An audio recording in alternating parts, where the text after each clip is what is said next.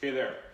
So a couple quick tips on how we can roll our biceps. So biceps are on this side of our arm, basically run from the edge of our shoulder down to our elbow.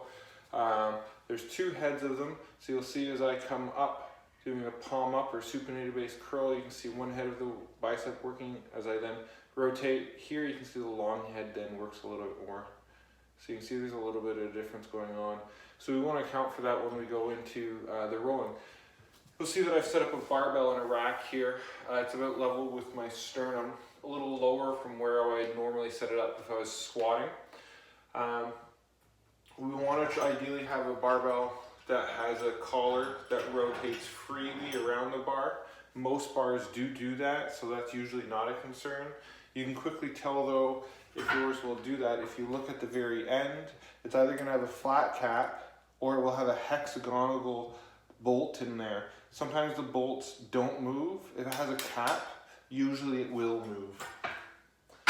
Okay, with all that being said, so I've done a video for triceps. So now all we're gonna do is roll this direction. So you'll see that I now have my thumb to the ground as I'm then rolling back and forth. Okay, the further I turn away, the more intense it's likely going to get. Okay, I can lower myself using my legs to apply more pressure into those tight spots. Okay, and then we can do bicep curls or just elbow flexion extension on those spots. We can close our hand and do the same thing. Remember I talked about having that short head versus long head. So I can also rotate my hand.